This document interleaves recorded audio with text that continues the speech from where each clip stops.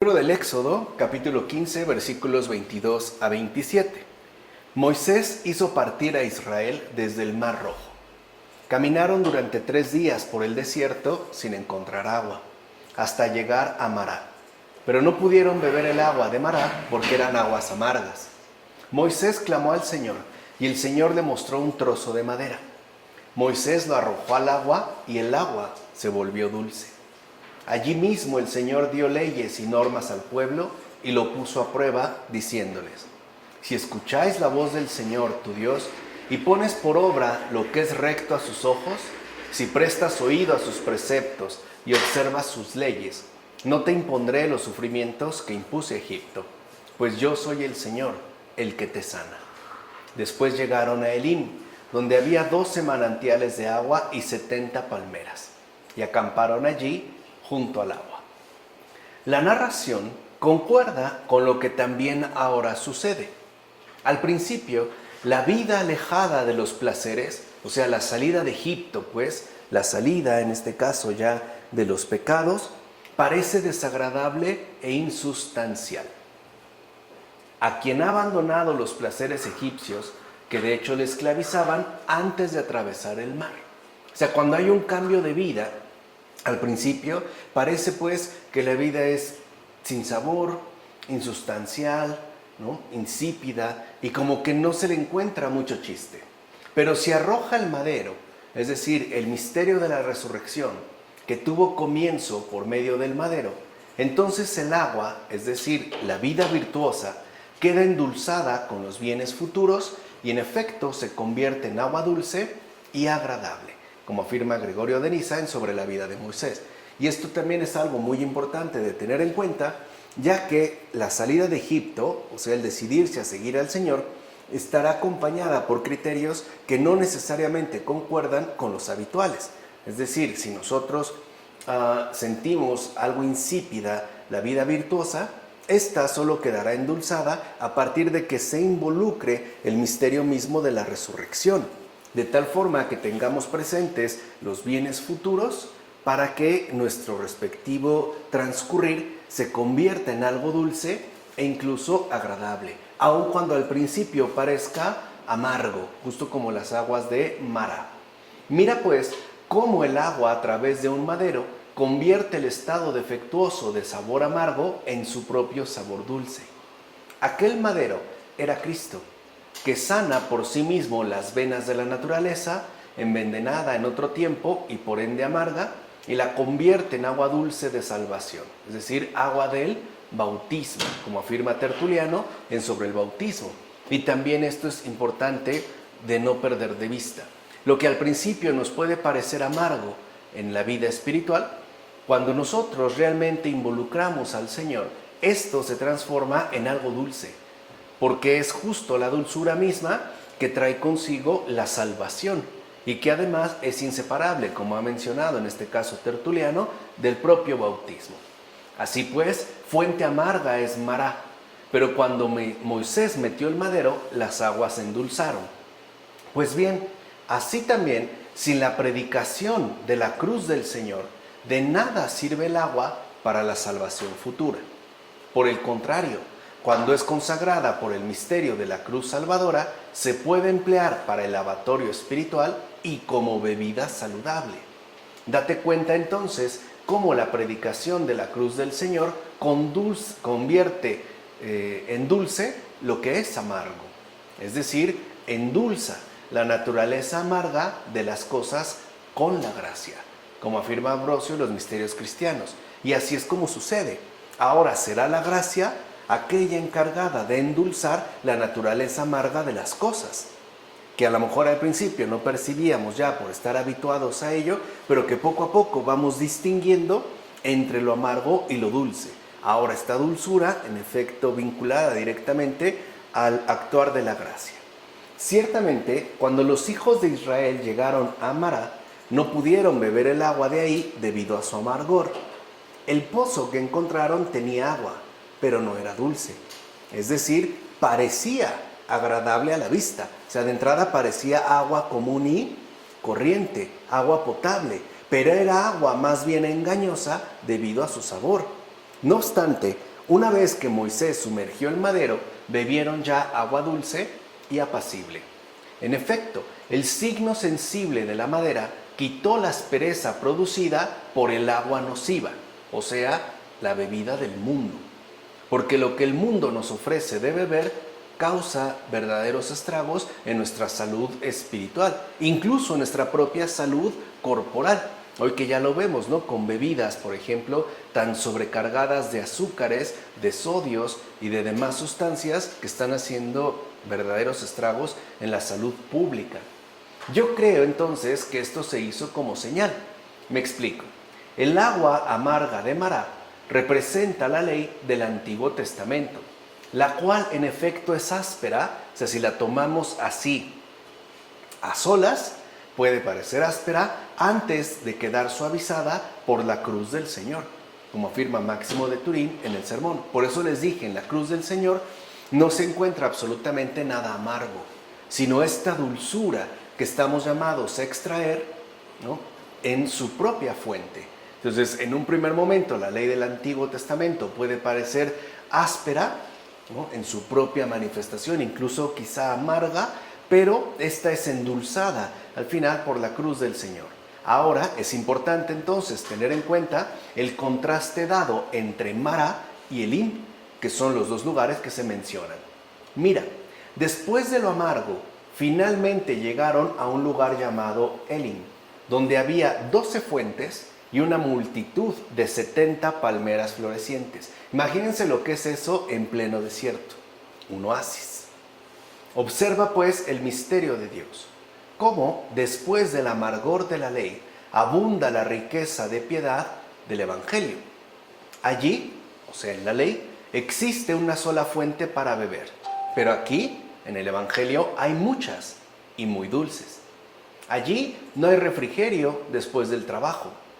En cambio, tras el trabajo aquí hay refrigerio y hasta premio, o sea, la vida eterna.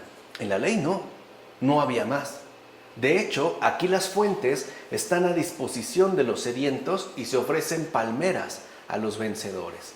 Digo pues que se ofrecen palmas a los vencedores porque tras la dureza de la ley es una dulce victoria llegar a la gracia del Evangelio. Así pues, premio del vencedor es humedecer su boca en una fuente caudalosa y asimismo tomar la palmera triunfal en su mano. Con la fuente del agua, la lengua del confesor se purifica y con la palmera, la mano del mártir le honra. Por eso se habla de la palma del martirio. El primero, porque exaltó la gloria de Cristo, es decir, el confesor. El segundo, o sea, el mártir, porque rechazó el altar del sacrilegio, como afirma Máximo de Turín en el sermón. Por último, no es casual que finalmente llegaran a Elim, ya que Elim significa de los carneros. En este lugar había en efecto 12 fuentes de agua y 70 palmeras, para que, tanto por el nombre como por la imagen, fuese figura de los apóstoles y de los varones apostólicos, que serían ahora sí ya los verdaderos endulzadores. Los 12 apóstoles y los otros, esa plenitud de varones apostólicos que han funcionado y servido justo a esta dulzura evangélica, como afirma Beda en Sobre el Tabernáculo. Capítulo 16, versículos 1 a 3. Los hijos de Israel les decían: ¿quién nos hubiera dado a morir a manos del Señor en el país de Egipto, cuando nos sentábamos junto a la olla de carne y comíamos hasta saciarnos? Porque vosotros nos habéis sacado a este desierto para matar de hambre a toda esta asamblea. Empiezan los reclamos. Mira, aunque todo esto sucedió en figura en aquel pueblo, no obstante vemos que la realidad se cumple a diario en nuestra vida y profesión. En efecto, cualquiera que habiendo renunciado al mundo, vuelve a sus gustos y tendencias pasadas, yendo otra vez en pos de sus deseos y apetitos, tácitamente repite con sus obras y pensamientos lo que dijeron aquellos israelitas. Es decir, mucho mejor me iba en Egipto. Por eso no es casual que de los 603,000 hombres que se contaron dispuestos a tomar las armas al salir de Egipto, fíjense, 603,000 no es poca cosa. Solo 2 entraron en la tierra prometida. Solo 2 de 603,000. Por eso debemos seguir los ejemplos de virtud del pequeño número, esa minoría que ciertamente sobresale como fieles y leales. De ahí pues que el propio Evangelio mencione lo siguiente: muchos son los llamados y pocos los escogidos. Muchos empezamos, pocos terminamos. En consecuencia, de nada nos servirá una renuncia meramente corporal y local. De nada sirve un cristianismo exterior, un cristianismo aparente. Esto sería tanto como salir solo exteriormente de Egipto. Por eso es preciso asociar con esa salida la renuncia del corazón, que también es igualmente importante. No solo renunciar externamente, sino y sobre todo interiormente, o sea, según la renuncia del corazón, la cual sin lugar a dudas es la más elevada de las dos y por supuesto la más importante, sutil y esencial, como afirma Juan Cassiano en las Colaciones. Por último, ¿qué otra cosa pueden merecer los que prefieren las comidas placenteras a los divinos alimentos, sino el lamentable retorno a la esclavitud? Estos, en efecto, anteponen los manjares enemigos a su libertad. O sea, en lugar de vivir libremente, prefieren justo algo placentero. Por eso, señalados con la marca de la esclavitud, quienes desprecian por completo un alimento libre y por tanto mejor. Estos, digo, no sirven para vivir en libertad, como afirma Novaciano en Sobre los alimentos judíos. Y a veces eso es precisamente lo que nos ocurre. No servimos para vivir en libertad, aunque sea esclavizados, pero queremos gozar de cierto tipo de privilegios. Queremos incluso acceder a cierto tipo de comodidades. Todo menos vivir en libertad. Preferimos una olla con carne, aun cuando estemos en total esclavitud, a una comida sencilla, pero libres. Versículos 4 a 21 del capítulo 16. El Señor dijo a Moisés: He aquí que voy a hacer llover para vosotros pan desde el cielo.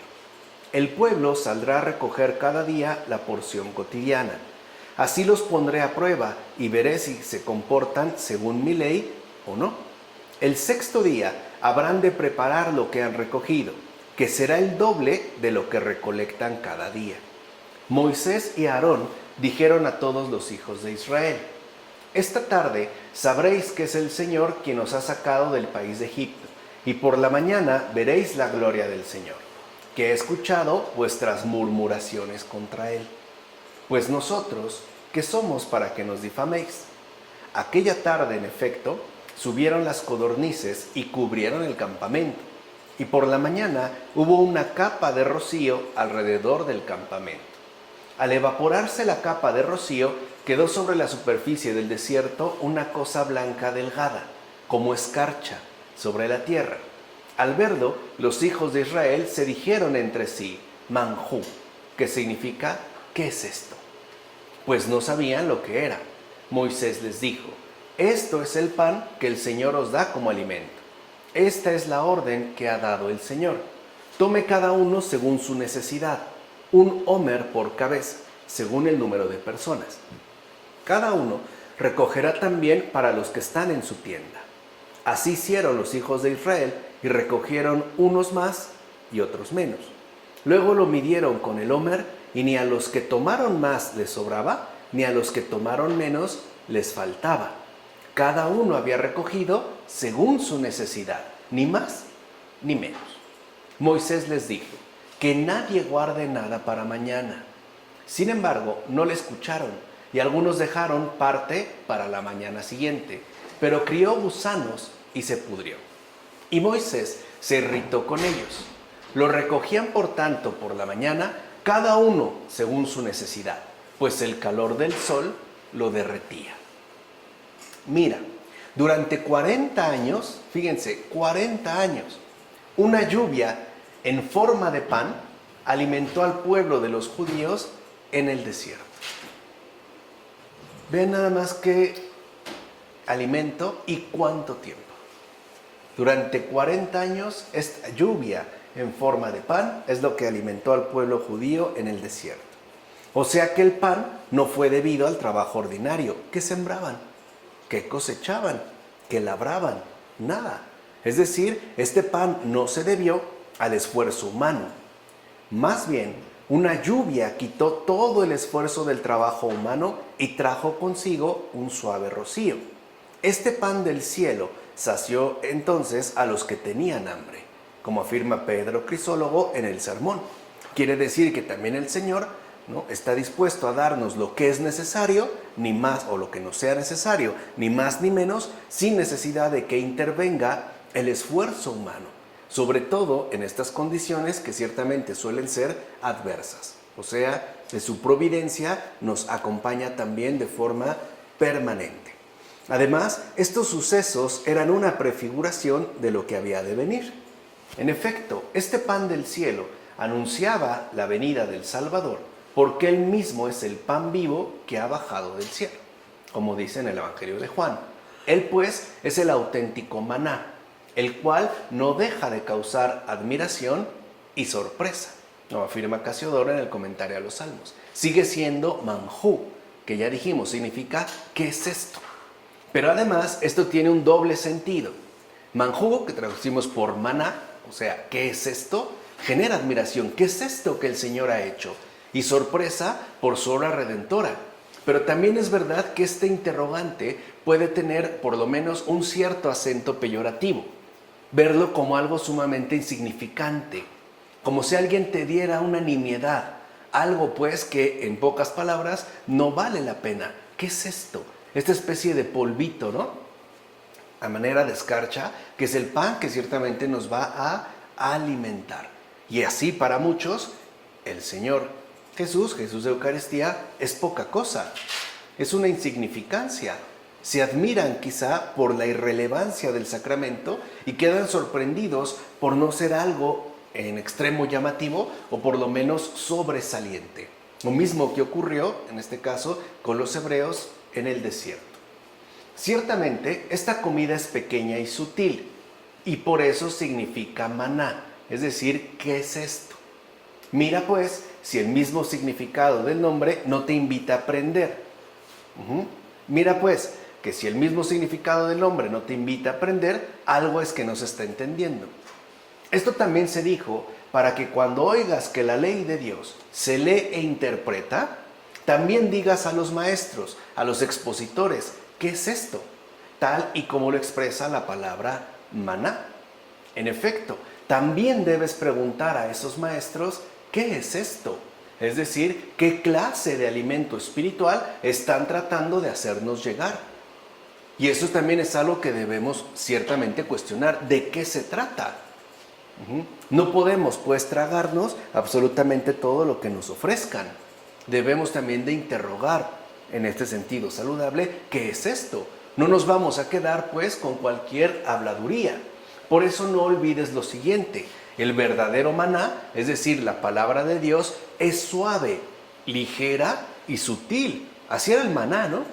Suave, ligera y sutil. O sea que la palabra de Dios para nada es pesada ni indigesta. Si nosotros escuchamos que algún expositor, algún maestro espiritual habla de la palabra de Dios en términos pesados, que incluso nos provoca como indigestión, lo primero que tenemos que hacer es preguntar, ¿qué es esto? ¿Qué tipo de alimento nos está tratando de hacer llegar? Sobre todo cuando se asume en una línea espiritual. Eso no es maná. Eso puede ser incluso barro o tierra, pesada e indigesta. Nadie come tierra. No, estamos llamados a recibir maná, palabra de Dios que es suave, ligera, sutil, que no es pesada, que conforta los corazones, que nos devuelve el ánimo, que nos permite recuperar las fuerzas interiores sin ejercicios pesados y mucho menos sin quedar ciertamente afectados. Fíjate, por tanto, cómo responde el ministro de Dios. Es decir, ¿qué les dice Moisés? Este es el pan que el Señor os da como alimento. Escucha pues en qué consiste este pan. Es la palabra dada por Dios mismo. Por tanto, este es el alimento que nutre el alma del sabio, y además ilumina y dulcifica según el resplandor y el dulzor de la verdad. Dicha luz y dulzura, por ejemplo, son las diversas virtudes que la sabiduría nos aporta. Es como dijera el libro de los Proverbios, como un panal de miel, ya que las virtudes están llenas de dulzura y suavidad. Por eso ocurre lo mismo. Si alguien nos habla de las virtudes en términos pesados y amargos, no está hablando desde la sabiduría. No es esa, pues, la palabra de Dios. Si en la palabra de Dios no hay dulzura, no hay suavidad, no es maná. Ese alimento no viene, pues, en pocas palabras, del Señor. Además, el criterio de este alimento es la igualdad. O sea, que cada quien recoja según su necesidad, sin restricción alguna. Se ofrece, no puedes imponerle. Es como a lo mejor una persona intolerante a la lactosa y le diéramos leche bruta, o como decíamos, leche bronca. Le vamos a causar un malestar tremendo. No, se ofrece sin restricción. Y cada uno irá tomando, como afirma Cipriano en una de sus cartas, sin restricción. Justamente lo que vaya necesitando. Por último, si alguien no soporta lo dicho y sigue apegado a la penuria de lo mundano, es decir, sigue aferrado a lo que desaparece, que se acuerde entonces del maná. Vean también cómo el maná nos ayuda a entender nuestro respectivo proceder en este mundo. Lamentablemente, lo ocurrido en aquella ocasión es algo que sigue dándose actualmente con los que más poseen, con los verdaderos poseedores, ¿no? Esos acumuladores de riquezas y de bienes materiales. En efecto, debido a su codicia, lo que tenían reservado se llenó de gusanos. Y eso que Moisés que les dijo, no guarden nada para mañana. Algunos dijeron, no, pues yo guardo esta parte para mañana y se agusanó. O sea, lo que reservaron finalmente se llenó de gusanos. Olvidaron, por ejemplo, que la medida de la comida es la misma para todos. ¿O acaso no es verdad que solamente llenamos un solo estómago? ¿Por qué entonces desordenas las cosas y hasta echas a perder todo lo demás? Es decir, aquello que ya no necesitas y por eso hasta te sobra. Porque cuando algo nos sobra es porque realmente no lo necesitamos. Por ejemplo, en el caso de la comida. ¿Cuántas personas no guardan y guardan y guardan comida que al final solo se echa a perder? Y a la semana. O despensa y despensa y despensa y despensa, que después ya caducó, ya no sirve. Y ahora sí, la quieren regalar. No. Acuérdense, los pobres no son basureros. Y no lo digo yo, lo dijo Santa Madre Teresa de Calcuta. En todo caso, para ti, que vives desordenadamente, tal parece que solamente te agrada la basura. Es decir, lo que se echa a perder. Y es cierto, hay personas que parece que solo les gusta lo que se agusana, lo que se echa a perder, la basura. Es esto justamente lo que ocurrió en aquella ocasión con el maná recogido. En efecto, de la misma forma que los que recogieron en sus casas más de lo estimado necesario no acumularon maná, sino gusanos y podredumbre, así también en la vida desordenada y en la codicia no se amontonan ni alimentos ni bienes, sino corrupción y podredumbre, como afirma Juan Crisóstomo en las homilías sobre la primera carta a los Corintios. ¿Cuántas personas no estuvieran acumulando cosas y cosas y cosas y cosas que después no son más que basura? Y que esta persona no se decide a deshacerse de ellos porque siempre le encuentra fantasiosamente algún tipo de aplicación. No, es que eso se va a utilizar, guárdalo, ahí déjalo, no lo toques. Y cuando vemos estamos saturados, ¿no?, de esta acumulación. Hasta hay una enfermedad, ¿no?, de acumuladores, donde en efecto incluso si se agusanan, salen ratas, se vuelven focos de infección, etcétera, etcétera. No, aprendamos a tener lo necesario y repartir de la misma manera sin perjudicar a los demás. No estemos pues acumulando basura. Versículos 22 a 36 de este capítulo 16. Mirad que el Señor os ha dado el sábado. Por eso os ha dado el sexto día ración para 2 días. Permaneced cada uno en su sitio, que nadie salga de su sitio el día séptimo. El pueblo descansó el día séptimo. La casa de Israel lo llamó maná. Era como una semilla de coriandro, blanco y su sabor como una torta de miel. Yo creo que sabía bastante bien. Y Moisés dijo: este es el mandamiento que el Señor ha ordenado. Llenad un homer de esto y conservadlo para vuestras generaciones, para que vean el pan que os di de comer en el desierto cuando os saqué del país de Egipto. Moisés dijo a Aarón: toma un recipiente, pon en él un homer de maná y déjalo delante del Señor, para conservarlo de generación en generación. Aarón, tal como el Señor ordenó a Moisés, lo dejó delante del testimonio para conservarlo. Los hijos de Israel comieron el maná durante 40 años hasta su entrada en tierra habitada. Comieron el maná hasta su entrada en los confines de la tierra de Canaán. El homer de maná es la 10ª parte de un nefá. En realidad, el verbo de Dios se hace todo para cada uno, según lo exige la capacidad o el deseo de cada uno. O sea, ahí está, digamos, como el alimento que se nos ofrece y que se nos ofrece, nuevamente, como lo habíamos mencionado, sin ningún tipo de restricción. Pero este alimento que es ofrecido tiene que ver con la capacidad propia o el deseo que tenemos de auténtica participación con el Señor. Algo así como aquel maná, que a pesar de ser único alimento, a cada uno le hacía percibir el gusto que ciertamente deseaba. Es decir, este alimento parecía muy simple, pero satisfacía realmente todas las necesidades, incluso las del gusto. Imagínense probar ahora este pan sabor con ajo, por decir, ¿no? Etcétera, etcétera, etcétera. Cada uno. Por eso, Él no solo se ofrece como pan a los hambrientos y como vino a los sedientos, sino que también se presenta como fragancia exquisita y dulce a los que quieren recrearse con Él, como afirma Orígenes en los comentarios al Cantar de los Cantares. Y vean cómo vuelve a aparecer esta referencia a la dulzura del Señor, que es algo quizá de lo que nos hemos privado ya durante mucho tiempo. Es necesario volver a degustar y a regocijarse con esta dulzura.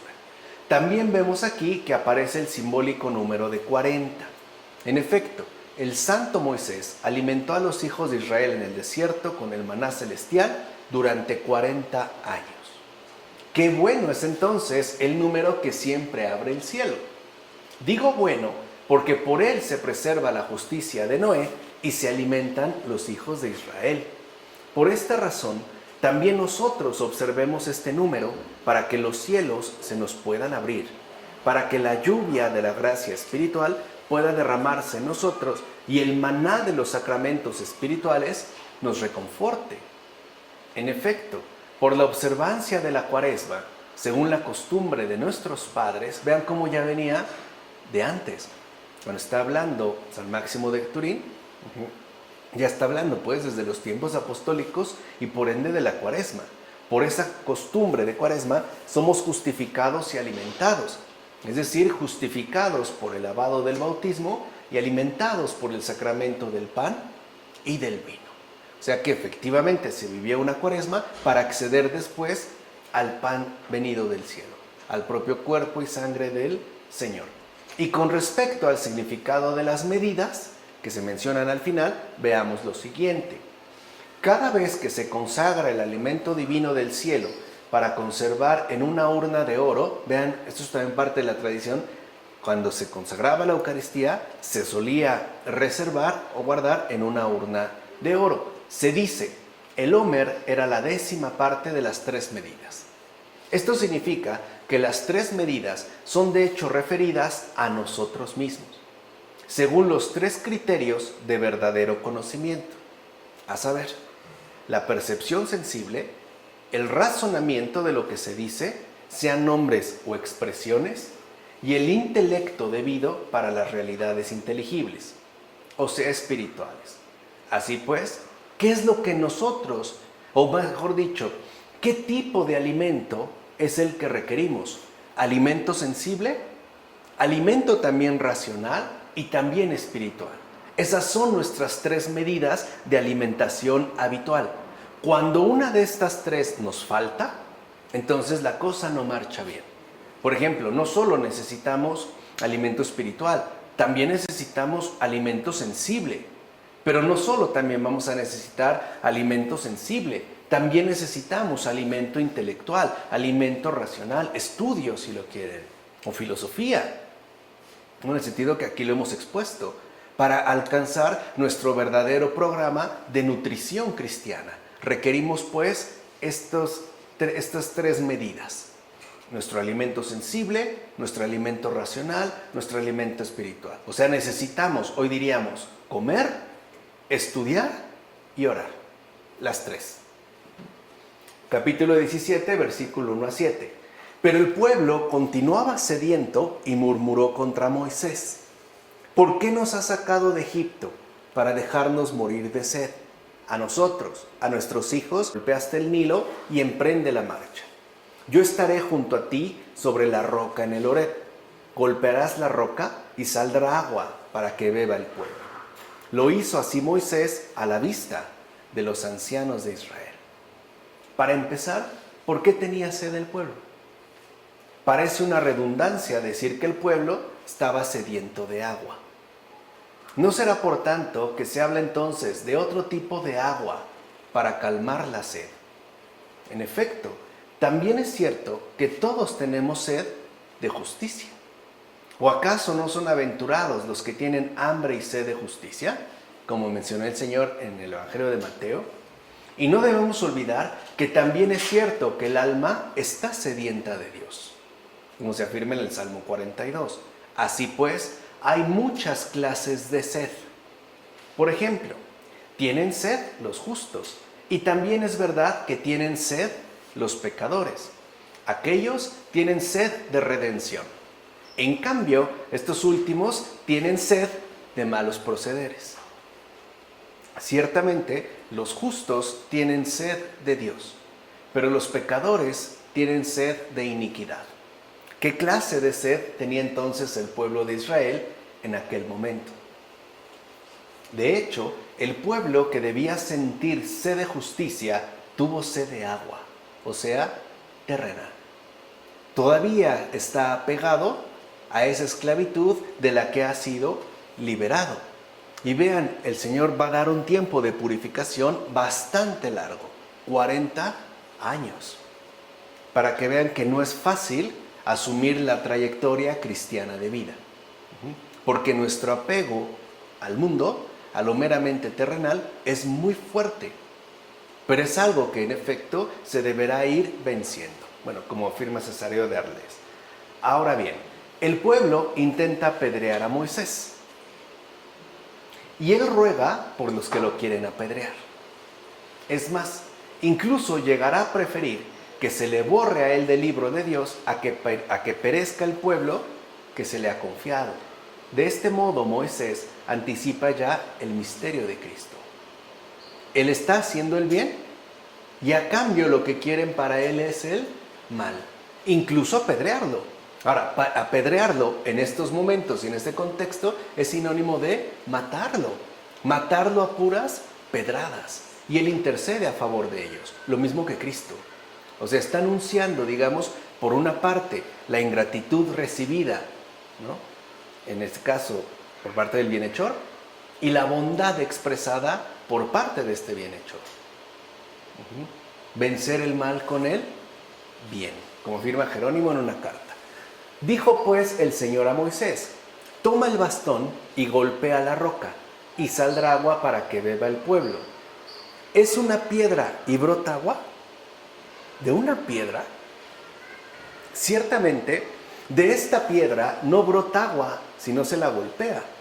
De hecho, al golpearla es cuando brotan fuentes y ríos, tal como leemos en el Evangelio. Quien cree en mí, de sus entrañas brotarán ríos de agua viva, en el Evangelio de Juan. Así pues, con las heridas de Cristo crucificado es que emanaron las fuentes abundantes del Nuevo Testamento. Por eso era necesario que le hirieran, ya que sin tales heridas no hubiera brotado de su costado sangre y agua. En tal caso, el mundo entero habría muerto de sed de la palabra de Dios y sobre todo habría perecido completamente por falta de misericordia, como afirma Cesáreo de Arles en el sermón. O sea que la piedra que es Cristo se deja golpear y de lo que brota ahí es agua de redención, es misericordia, sangre y agua, el gran misterio. Pues bien, aquellos estaban sedientos y Moisés golpeó la piedra y manó agua. ¿Acaso esto no es obra de la gracia, que actúa por encima de la naturaleza cuando hizo manar agua de una piedra a la que de hecho no le correspondía ofrecer tal cosa? ¿No era quizá mejor haberlo hecho de un otro lugar, no de una piedra? ¿Quién espera obtener agua de una piedra? Nadie. Por tanto, es claro que no supera la credibilidad de la fe el hecho de que una virgen haya dado a luz. ¿Se dan cuenta cómo, en este caso, este padre de la iglesia no está equiparando estos dos misterios, sobre todo en términos de la credibilidad de la fe? O sea, ¿por qué nos parece inaceptable que una virgen haya dado a luz y no que de una piedra haya brotado agua? En efecto, ¿no es igualmente algo milagroso que de una roca haya brotado agua cuando no es propio de su respectiva naturaleza? O sea que también en este gesto, por ejemplo, se nos va preparando para el misterio de la encarnación, la venida pues del Señor y su nacimiento virginal, como afirma Ambrosio. Versículos 8 a 16 del capítulo 17. Vino entonces Amalec y atacó a Israel en Refidim. Miren, aquí cambia el panorama. Ahora es también otro tipo de amenaza. Moisés dijo a Josué: elige unos hombres y sal a combatir contra Amalec. Yo estaré de pie en la cima del monte con el bastón de Dios en la mano. Hizo Josué como Moisés le había ordenado y combatió contra Amalec. Mientras Moisés, Aarón y Hur subieron a la cima del monte. Resultó que cuando Moisés alzaba las manos, vencía a Israel, pero cuando las dejaba caer, vencía a Amalec. Como se le cansaban las manos a Moisés, acercaron una piedra, se la pusieron debajo y se sentó sobre ella, en tanto que Aarón y Hur le sujetaban las manos, cada uno por un lado. Y así sus manos se mantuvieron en alto hasta la puesta del sol. Josué derrotó a Amalec y a su pueblo a filo de espada. Así como los ojos, cuando están alzados hacia arriba mediante el pensamiento y la contemplación, así las manos alzadas mediante las buenas obras exaltan el alma y la elevan, tal y como hizo Moisés. Las buenas obras vencen a los enemigos invisibles. Por eso debemos seguir el ejemplo de Moisés y dejar que nuestras manos se eleven hacia lo alto, como afirma Orígenes en los comentarios en el Evangelio de Juan. O sea que una buena obra es también una elevación de manos. Así pues, ¿con qué nos hemos de defender contra las astucias del maligno? ¿Acaso no debemos hacer como Moisés y extender también las manos para que la cruz prefigurada sea lo que pueda vencerlo? Vean cómo vuelven a insistir en este caso Gregorio Nacianceno en la Apologética en la importancia y relevancia que tiene la cruz del Señor. Lo único que, como ya habíamos mencionado, ha vencido irrevocablemente al demonio. En consecuencia, el pueblo de Israel ganó aquella batalla no porque Moisés orase de esa forma, o sea, no depende pues del gesto que Moisés asumió, sino por la figura de la cruz. Quiere decir que con esto se nos enseñó simbólicamente que Moisés y el pueblo de Israel han librado esta batalla en nombre de Jesús, bajo el amparo de la cruz, es decir, con su bendición y protección. ¿Acaso no se vence al enemigo con ese estandarte de eterna victoria? Bueno, hasta en las películas hollywoodenses, ¿no? lo representan. Además, Moisés se sentó sobre una piedra durante el combate, es decir, se apoyó en el propio Cristo, que es la piedra invencible, como afirma Justino Mártir en el diálogo con Trifón. Entonces, ¿por qué a Pedro le llamó también piedra? ¿También lo convirtió en una piedra invencible, porque esta piedra es justo el propio Señor, ¿no?, que es inconmovible. Ahora bien, ¿por qué Moisés en aquella ocasión, es decir, cuando Josué luchaba contra Amalek, solamente oraba con las manos extendidas mientras estaba sentado? ¿No debía, bajo tales circunstancias tan críticas, haber hecho su oración postrado en tierra, con las manos golpeando su pecho y con su rostro pegado al suelo? O sea, ¿no tenía que haber actuado de una manera distinta? ¿Por qué solo así, ¿no?, con las manos levantadas y sentado en una piedra? No necesariamente, ya que allí donde se lucha en el nombre del Señor Jesús, la victoria está garantizada por sus méritos, no por los nuestros. ¿O acaso no venció Jesús al demonio clavado en la cruz sin mayor esfuerzo? ¿O a poco lo vemos ahí lanzando rayos, truenos, no? De hecho, no, parece ser una victoria rotunda sin mayor esfuerzo, dejándose simplemente apresar y morir, como afirma Tertuliano contra los judíos. Además, en tal ocasión se anticipó la verdad. En efecto, observa cómo la figura dada por Moisés durante la batalla contra Amalek habla por sí misma, pues sus manos fueron sostenidas por Aarón y Hur en aquella ocasión para que se mantuvieran en alto. En cambio, Cristo mantuvo sus manos elevadas por sí mismo en la cruz. ¿Quién se las sostuvo? ¿Ves ya cómo la figura fue entonces dada y luego surgió la verdad? Siguen siendo también estos anticipos, ¿no? Como afirma Juan Crisóstomo en las homilías sobre el Evangelio de Juan. Pues bien, Moisés se sentó en la piedra, es decir, cuando la ley descansó en la iglesia. Esta misma ley tuvo las manos pesadas, ya que no toleró con misericordia a algunos que ciertamente faltaban contra ella, y los castigó con mucho rigor. Ahí se veía, ¿no?, la severidad de la ley. Aarón, pues, se interpreta por monte de fortaleza y Hur por fuego. ¿Y quién es el monte sino nuestro Redentor? ¿Y quién el fuego y la fortaleza sino el Espíritu Santo? ¿O no es verdad que al venir el mediador entre Dios y los seres humanos con el fuego del Espíritu Santo, nos hizo más fáciles de cumplir los mandamientos de la ley, los cuales de hecho no podemos cumplir si nos atenemos a nuestras propias fuerzas? Y es cierto, vivir, por ejemplo, cristianamente, vivir según la voluntad de Dios, es humanamente imposible. No se puede sin la asistencia de la gracia. No es algo que corresponda a nuestras propias fuerzas. Por eso, en aquella ocasión, las manos de Moisés se hicieron más ligeras, ya que con ello se indicaba la conversión de la gravedad de los mandamientos de la ley en la virtud espiritual del Evangelio, como afirma Gregorio Magno en las homilías sobre los Evangelios. Por último, tampoco fue cosa del azar que Moisés permaneciera hasta la tarde manteniendo la figura de la cruz. No fue poco tiempo, ya que el Señor también permanece en la cruz hasta la resurrección final del tercer día, como afirma Justino Mártir en el diálogo con Trifón. La lucha continúa. Él ya ha vencido, pero nuestro combate sigue adelante. Por eso Él prometió, y lo cumple, estar con nosotros todos los días hasta el fin del mundo. Bueno, hasta ahí lo vamos a dejar para hacer este contraste después en el caso del capítulo 18, ¿de acuerdo? Vamos a dejarlo hasta aquí. En nombre del Padre, del Hijo, del Espíritu Santo. Amén.